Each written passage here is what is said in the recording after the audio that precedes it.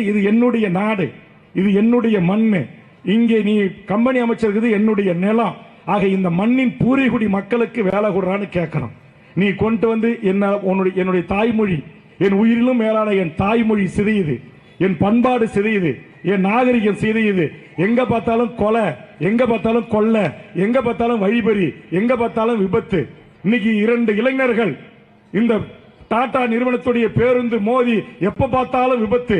விவசாய மக்களை கொல்லுது, கூலிக்கு வேலைக்கு போறவனை கொல்லுது, கல்லூரி மாணவனை கொல்லுது, பள்ளிக்கு போற குழந்தைகளை ஏத்தி இறக்குறான். இதை எதிர்த்து எந்த கட்சியும் பின்புள்ளும் இல்லாத 2 இளைஞர்கள் இப்படி நம்ம மக்களை இந்த டாடா நிறுவனத்துடைய முதலாளிகளுடைய வாகனங்கள் ஏறி கொலை செய்கிறார்கள் என்று அவன் பெட்ரோல் குண்டை வீசுகிறான் என்று சொன்னால் இந்த நிறுவனத்தின் மீது எவ்வளவு பெரிய வெறுப்பு, எவ்வளவு பெரிய கோபம் இந்த மாவட்டத்தின் மண்ணின் மக்களுக்கு இருக்கிறது.